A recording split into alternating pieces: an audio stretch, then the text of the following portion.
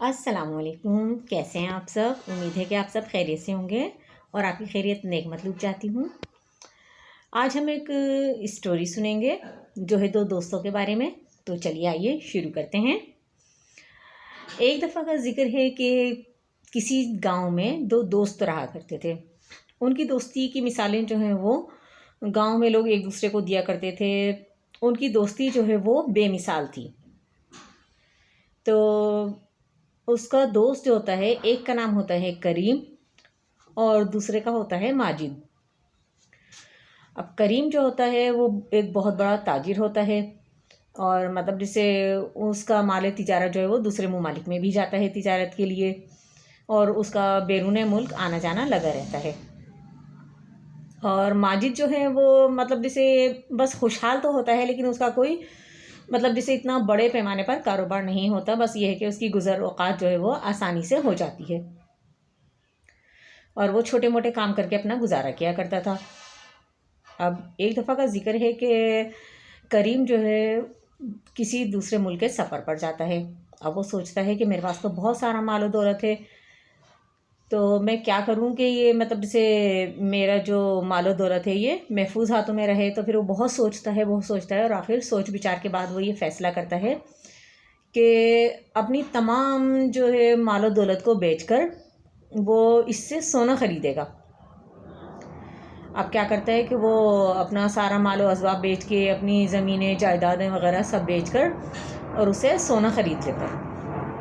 अब वो सोना ख़रीद लेता है और बाकी माल तिजारत लेकर अब वो अपने सफ़र पर रवाना होता है। लेकिन सोचता है कि अगर खुदा न खास्ता मुझे रास्ते में डाकुओं ने लूट लिया या कोई हादसा पेश आ गया तो फिर मैं क्या करूँगा, क्योंकि मेरी तो कुल जमा पूंजी ही यही है और अब मेरी आइंदा ज़िंदगी का दारोमदार इसी रकम पर है।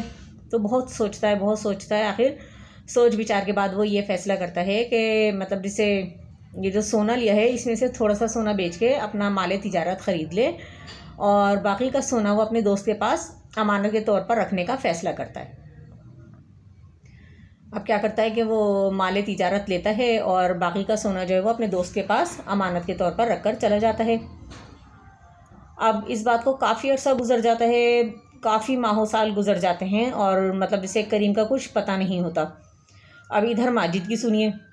अब जब करीम चला जाता है तो माजिद जो होता है भाई वो एकदम इतनी दौलत और इतना सोना चांदी देखकर उसकी जो है वो नीयत ख़राब हो जाती है। उसकी नीयत में फतूर आ जाता है और उसके दिल में शैतान आ जाता है। वो सोचता है कि उसको तो ज़ाहिर है गए हुए इतने साल हो गए हैं, अब पता नहीं वो ज़िंदा भी है या नहीं और वो आएगा भी या नहीं, और मैं क्यों ना इस तरह करूं कि इस सोने को थोड़ा सा बेचकर और इससे कुछ रकम हासिल करूं और इससे अपना कोई कारोबार शुरू करूं।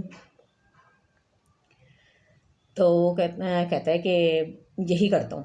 अब वो क्या करता है भाई उसमें से थोड़ा सा सोना बेचकर और अपना कारोबार शुरू करता है। फिर उसके बाद अपनी शादी ब्याह करता है, उसके बच्चे वगैरह हो जाते हैं। दिन गुजरते चले आते हैं, उसके बच्चे भी थोड़े से बड़े हो जाते हैं। अब एक दिन क्या होता है कि अचानक उसके घर के दरवाजे पर दस्तक होती है। ठक ठक ठक ठक ठक ठक। वो कहता है कौन है भाई, आ रहा हूँ, क्या हो गया, इतनी जल्दी क्यों है? अब जब वो दरवाज़ा खोलता है तो एकदम हैरान परेशान हो जाता है, बिल्कुल शॉक्ड हो जाता है वो कि उसके सामने जो उसका दोस्त करीम खड़ा होता है। तो अब वो मतलब से भाई उसके चेहरे पर एकदम हैरानी और परेशानी आ जाती है, लेकिन वो क्या करता है कि अपनी परेशानी को जाहिर नहीं करता और बड़ी खुशदिली से अपने दोस्त से मुलाकात करता है, उसकी आओ भगत करता है, उससे गले वगैरह मिलता है और उसको अपने घर में अंदर लेकर जाता है। अब वो करीम जो होता है वो बहुत हैरान परेशान होता है कि मतलब जैसे भाई इसके पास तो पैसे की रेल पेल और घर में नौकर चाकर, कहाँ वो एक कमरे में रहने वाला माजिद और कहाँ ये इतना आलीशान घर उसका। तो खैर कोई बात नहीं, इधर उधर की बातें होती हैं, खाना वाना खाते हैं पीते हैं और उसके बाद जो है वो अपने असल मकसद की तरफ आता है। तो वो कहता है यार मैं जाने से पहले जो है वो मतलब जैसे तुम्हें सोना देकर गया था और ऐसा है कि अब तुम वो मेरा सोना जो है वो मुझे वापस कर दो। अब तो माजिद है ना इतनी गमज़दा सी शक्ल बना लेता है और बड़ी गमगीन सी आवाज़ में कहता है यार मैं क्या करूं, तुम्हारा सोना तो चूहे खा गए। करीम कहता है हैं, ये तुम क्या कह रहे हो, चूहे कैसे सोना खा सकते हैं? कहते हैं नहीं यार, मुझे भी खुद यकीन नहीं आया, और मतलब तुम्हारा सोना जो है वो चूहे खा गए, और मैं तुमसे बहुत शर्मिंदा हूँ, और तुम इस तरह करो कि मेरे साथ कारोबार कर लो, और ये है वो है। खूब उसको दिलासे तसल्लियाँ देता है और मीठी मीठी सी चिकनी चुपड़ी बातें करता है।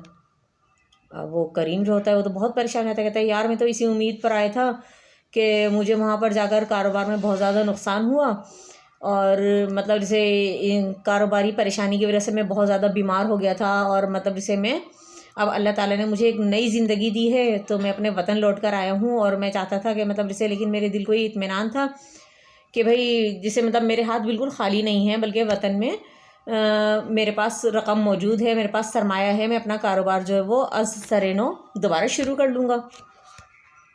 कहते हैं लेकिन तुमने ये क्या खबर सुना दी, और मतलब जैसे अब मैं अपना कारोबार किस तरह से शुरू करूँ। तो कहता है यार मैं तुम्हारी मजबूरी समझ सकता हूँ, और मतलब जैसे मैं तुम्हारे दुख में बराबर का शरीक हूँ, लेकिन मैं क्या कर सकता हूँ, और मेरे घर में इतने चूहे हो गए थे मुझे पता ही नहीं चला, और वो तुम्हारा सारा सोना खा गए। अब वो चुपचाप चला जाता है बेचारा, क्या कर सकता है, कुछ भी नहीं कर सकता। खैर वो मतलब जैसे ज़ाहिर करीम जो था वो बहुत ज़्यादा मेहनती होता है, और वो अपने दिल में फ़ैसला कर लेता है कि मैं इससे अपनी रकम लेकर रहूँगा, क्योंकि ये झूठ बोल रहा है। भला सोना भी कोई मतलब जैसे चूहे खा सकते हैं, कोई खाने वाली चीज़ तो है नहीं कि चलें भाई अनाज हो या कोई दूसरी चीज़ हो खाने वाली जो कि चूहे खा सकें, तो सोना तो खा ही नहीं सकते, और ये तो बिल्कुल इम्पॉसिबल है। तो कहता है खैर इस नामुमकिन को मतलब जैसे मैं सुलझा कर ही रहूँगा, ये जो गुत्थी है इस गुत्थी को मैं सुलझा कर रहूँगा।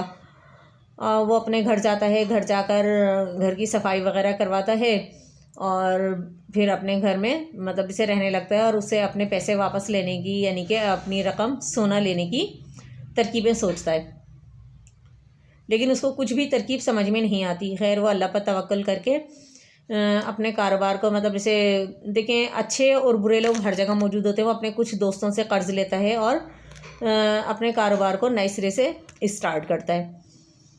ज़ाहिर मेहनती तो होता ही है, और उसकी मेहनत जो है वो रंग लेकर आती है, और अल्लाह ताला जो है वो उसकी मेहनत को कामयाबी से हमकिनार करते हैं, और उसका कारोबार जो है वो दोबारा तरक्की करने लग जाता है। उसका कारोबार फलता है, फूलता है, और वो तरक्की की मनाजिलें तय करता चला जाता है। अब वो अपने वतन में ज़ाहिर शादी भी कर लेता है। इसी तरह काफ़ी अर्सा गुजर जाता है। एक बार ऐसा होता है कि माजिद को मुल्क से बाहर जाना पड़ता है, और मतलब उसके बच्चे की तबीयत ख़राब होती है, तो डॉक्टर जो होते हैं और मतलब जैसे कुछ ऐसी मजबूरियां होती हैं कि वो अपने बच्चों को अपने साथ नहीं लेकर जा सकता। तो वो सोचता है कि यार मैं अपने बच्चों को कहाँ छोड़कर जाऊँ, कोई भी ऐसा नहीं है कि मतलब जैसे एतबार के काबिल के जहाँ मैं अपने बच्चों को छोड़कर जा सकूँ। वो बहुत सोचता है, बहुत सोचता है, और सोच विचार के बाद वो ये फ़ैसला करता है कि मैं अपने बच्चों को करीम के घर छोड़कर चला जाऊँगा। अब जब वो करीम के पास जाता है तो करीम कहता है कि नहीं मेरे दोस्त, तुम बिल्कुल बेफिक्र होकर जाओ, और अपना सफ़र जो है वो तुम इत्मीनान से तय करो, और फिर अपने सफ़र से वापस आओ। तुम्हारे बच्चे जो हैं वो मेरे पास रहेंगे, और मैं इनकी हिफाजत करूँगा और इनकी किफ़ालत की ज़िम्मेदारी उठाता हूँ। अब भाई वो चला जाता है माजिद। करीम जो है उसके बच्चों को खिलाता है, पिलाता है, और मतलब जैसे ना उनसे बहुत ज़्यादा दोस्ती कर लेता है, अच्छा खिलाता है, पिलाता है, उनका बहुत ज़्यादा ख्याल रखता है। दिन ऐसे ही गुजर जाते हैं, और काफ़ी अरसे बाद जो है वो माजिद अपने काम निपटा कर वापस आ जाता है। अब जब वो वापस आता है तो करीम के घर पर जाता है, उसके दरवाज़े पर दस्तक देता है, तो कहता है कौन है भाई, आ रहा हूँ। अब जब वो दरवाज़ा खोलता है तो देखता है कि माजिद है। तो कहता है यार माजिद, क्या कहते हैं, मैं तुमसे बहुत शर्मिंदा हूँ एकदम। करीम जो होता है कहता है कि माजिद, सॉरी, करीम जो है वो बड़ी गमज़दा सी शक्ल बनाकर माजिद से कहता है कि यार माजिद, मैं तुमसे बहुत ज़्यादा शर्मिंदा हूँ, और मतलब जैसे ना भाई मैं तुम्हारे बच्चों की हिफाजत नहीं कर सका। जो तुम मुझे ज़िम्मेदारी सौंप कर गए थे वो मैं पूरी तरह से अदा नहीं कर पाया। वो कहता है क्या बात है, क्या तुम पहलियाँ क्यों बुझवा रहे हो, क्या बात है, क्या मेरे बच्चों को कुछ हो गया। तो वो कहता है कि ना यार इस मुल्क में ना कुछ ऐसी वबा आई थी, और जिससे एक तो तुम्हारा बच्चा मर गया, और दूसरे बच्चे को तुम्हारे ना चूहा खा गया। कहते हैं तुम पागल तो नहीं हो गए हो। तो कहता है नहीं यार, मैं पागल नहीं हुआ, मैं बिल्कुल ठीक हूँ, और मतलब इसे मेरा ज़हनी तवाज़ुन भी बिल्कुल ठीक है, और मैं बिल्कुल सही बात कह रहा हूँ कि तुम्हारे बच्चे को चूहा खा गया। तो कहता है यार तुम कैसी बातें कर रहे हो, तुमने क्या मुझे पागल समझा हुआ है, और कहीं इंसानों के बच्चों को भी चूहे खा सकते हैं? इतना बड़ा वो जीता जागता बच्चा, उसको चूहा खा जाएगा? तो कहते हैं नहीं यार, ये मैं बिल्कुल सही कह रहा हूँ। कह रहा है यार तुम मुझे पागल बना रहे हो, क्यों मुझे बेवकूफ़ बना रहे हो, और है ना कहते हैं शराफत से मेरे बच्चों को बुलाओ, वरना मैं अभी पुलिस को बुलाता हूँ। कहता है शौक़ से बुलाओ तुम पुलिस को। अब भाई होते होते ये झगड़ा जो है वो काजी की अदालत में पहुँच जाता है। अब काजी साहब कहते हैं कि ये क्या माजरा है भाई। तो फिर करीम जो है वो काजी साहब को बताता है, कहते हैं कि काजी साहब इस तरह बात ये है कि मतलब जैसे मैं पहले बहुत ज़्यादा अमीर व कबीर हुआ करता था, और मेरा शुमार जो वो शहर के बड़े ताजिरों में हुआ करता था, और मेरा माल तिजारत जो है वो दूसरे ममालिक में भी जाया करता था। और मैंने फिर एक बार ये फ़ैसला किया कि मैं अपनी सारी जमा पूंजी बेचकर एक मतलब से ना बड़ा ज़्यादा तिजारती सामान लेकर दूसरे मुल्क जाऊंगा, और जो बाकी सरमाया बचेगा उसको मैंने अपने दोस्त को सोने की शक्ल में रखवा दिया था। यानी दोस्त के पास जो है वो सोने की शक्ल में सरमाया रखवा दिया, यानी कि उसने सोना ख़रीद कर और वो सोना जो है वो अपने दोस्त के पास रखवा दिया था। तो कहता है कि मैंने अपने दोस्त के पास ये सोना रखवा दिया था, और अब जो है जब मैं वहाँ से मुल्क से वापस आया कई सालों बाद, और मैंने इससे मतलब इसे अपना सोना मांगा कि मैं दोबारा से अपना कारोबार शुरू कर सकूँ उसको बेचकर, तो इसने कहा कि मेरा सोना जो है वो चूहे खा गए। तो अब यही बात मैं इसको कह रहा हूँ कि इसका एक बच्चा तो मर गया और दूसरे बच्चे को इसके चूहा खा गया। तो काजी साहब जो होते हैं वो बहुत ज़्यादा हैरान परेशान हो जाते हैं। वो कहते हैं कि ऐसा कैसे हो सकता है कि ये चूहे हैं या क्या हैं कि जो सोना भी खा जाते हैं और इंसानों को भी खा जाते हैं।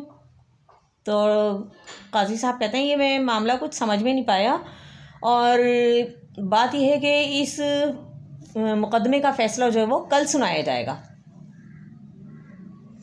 अब भाई दूसरे दिन का सब लोगों को जो काजी के अदालत में मौजूद होते हैं लोग, उन सब को और साथ साथ माजिद को और करीम को भी दूसरे दिन का बहुत इंतज़ार होता है शिद्दत से। जैसे तैसे करके वो लोग रात गुजारते हैं और सुबह सुबह अदालत में हाजिर हो जाते हैं। अब काजी साहब कहते हैं कि हाँ आप बताएं। तो मतलब जैसे वो दोबारा से अपने केस को रिपीट करते हैं कि काजी साहब ऐसे ऐसे ये बात थी। तो काजी साहब कहते हैं कि अच्छा आप मुझे ना 10 मिनट दीजिए, मैं 10 मिनट बाद आपका फ़ैसला सुनाऊंगा। अब जो है वो सबके दिलों की धड़कनें एकदम तेज़ हो जाती हैं, और धक धक धक धक धक धक लोगों के दिलों की आवाज़ें आने लग जाती हैं। और बिलाखिर क्या होता है कि 10 मिनट का टाइम जो होता है वो तमाम होता है, और अदालत का टाइम जो है वो शुरू हो जाता है। काजी साहब आते हैं और अदालत में ये फ़ैसला करते हैं। अदालत में बिल्कुल खामोशी हो जाती है, सिर्फ घड़ी की टिक टिक की आवाज़ें आ रही होती हैं, टिक टिक टिक। जैसे आपने देखा ना कि बिल्कुल खामोशी में सन्नाटे में घड़ी की सुइयों की आवाज़ें आती है, तो इसी तरह खामोशी में सिर्फ और सिर्फ घड़ी की टिक टिक की आवाज़ सुनाई देती है, और बाकी बिल्कुल अदालत में खामोशी होती है, इसे कि कोई है ही नहीं। अब भाई सब लोग खामोशी से केस के जो है वो मुकदमे के एंड के मुंतज़िर होते हैं कि अब देखें इसका फ़ैसला क्या होता है। भाई काजी साहब जो होते हैं वो मतलब से पहले इधर उधर की बातें करते हैं, फिर कहते हैं कि मैंने बहुत सोच विचार की और मैं इस नतीजे पर पहुंचा हूं कि करीम जो है वो सच्चा है और माजिद झूठा है। तो वो कहते हैं कि भाई ये किस तरह हो सकता है काजी साहब, ये आपका फ़ैसला बिल्कुल सही नहीं है कि आपने मुझे तो झूठा बना दिया कि मतलब भाई चूहे सोना नहीं खा सकते, लेकिन आपने करीम को सच्चा बना दिया कि चूहे जो है वो बच्चे को खा सकते हैं। तो काजी साहब कहते हैं कि अब जबकि तुमने ख़ुद अपने मुंह से इकरार कर लिया है कि मतलब जैसे चूहे बच्चे को नहीं खा सकते, और जब सोना खा सकते हैं तो बच्चे को कैसे खा सकते हैं। तो इसका जवाब यही है कि जब चूहे सोना भी नहीं खा सकते और ना ही बच्चे को खा सकते हैं, और तुमने माजिद से करीम से झूठ बोला था कि मतलब जैसे भाई चूहे जो है वो सोना खा गए, चूहे सोना नहीं खा सकते, इसमें तुम्हारी नीयत ख़राब हो गई थी और तुमने उसकी अमानत में ख़यानत की। तुमने उसका सोना बेचकर अपना कारोबार शुरू किया, जो कि तुम्हारी गलती थी। तुम अपने दोस्त को ये भी कह सकते थे कि मैंने तुम्हारा सोना बेचकर जो है वो अपना कारोबार शुरू किया और मैं तुम्हारी रकम जो है वो लौटा दूंगा, लेकिन तुमने ऐसा नहीं किया, बल्कि तुम्हारे दिल में बेईमानी आ गई थी। और अदालत जो है वो करीम की अक्लमंदी से बहुत खुश हुई, क्योंकि करीम जो है वो काजी साहब को बता देता है कि इसके दोनों बच्चे जो हैं वो खैरियत से हैं और मैंने उनको बिल्कुल अपने बच्चों की तरह समझा है और उनको अपने पास रखा हुआ है हिफाजत से। काजी साहब उसके दोनों बच्चों को अदालत में पेश करते हैं, तो फिर बच्चे बताते हैं कि काजी साहब अब्बा जान जो है वो बिल्कुल झूठ कह रहे हैं और अब्बा जान ने जो है वो अंकल का सोना जो है वो बेचकर कारोबार शुरू किया था। अब तो भाई माजिद की हालत देखने वाली होती है, वो भरी अदालत में उसकी बेइज्जती हो जाती है, तो वो फूट फूट कर रोने लगता है और काजी साहब से और अपने दोस्त से माफ़ी मांगता है। कहता है कि मैं अपने किए पर बहुत शर्मिंदा हूँ और तुम मुझे माफ़ कर दो, और मेरे दिल में लालच आ गया था, इसकी वजह से मैंने तुम्हारे सोने में से कुछ सोना बेचकर और मतलब जैसे उससे कारोबार शुरू किया था, लेकिन मुझे फिर भी अकल नहीं आई और तुम्हारा सोना वैसे का वैसा ही रखा है, लेकिन मैंने तुम्हारा बाकी सोना नहीं रखा। और मतलब जैसे ना वो तुम्हारी अमानत है, तुम अपनी अमानत ले लो और मेरे बच्चे मेरे हवाले कर दो, मैं तुमसे माफ़ी चाहता हूँ। और जो सोना तुम्हारा मैंने बेचा था वो मैं तुम्हें आहिस्ता आहिस्ता करके वो रकम लौटा दूँगा। तो उसका दोस्त जो होता है वो उसको गले से लगा लेता है, कहता है कि देखें दोस्ती जो होती है वो रुपए पैसे की मोहताज नहीं होती, और बल्कि मैं तो उस वक्त भी तुम्हारा दोस्त था जब मैं अमीर था और तुम गरीब थे। दोस्ती जो होती है वो अमीरी गरीबी नहीं देखती, बल्कि ये दिल की मोहब्बत देखती है और खुलूस देखती है। लेकिन तुमने मेरे खुलूस का जो है वो गलत और नाजायज़ फ़ायदा उठाया, इसके लिए मैं माजरत ख्वाह हूँ कि मतलब से अब हमारी ये दोस्ती मज़ीद आगे नहीं चल सकती। लेकिन काजी साहब कहते हैं कि देखें आप फ़ैसले में जल्दबाजी नहीं करें, और क्या कहते हैं आपका दोस्त अगर माफ़ी मांग रहा है तो आप इसको सच्चे दिल से माफ़ कर दें, क्योंकि अच्छे दोस्त जो होते हैं वो एक नेमत होते हैं और अच्छे दोस्त बार बार नहीं मिलते। तो उसके बाद जो है करीम और माजिद जो है एक दूसरे के गले लगा लेते हैं और हंसी खुशी अदालत से रुखसत हो जाते हैं।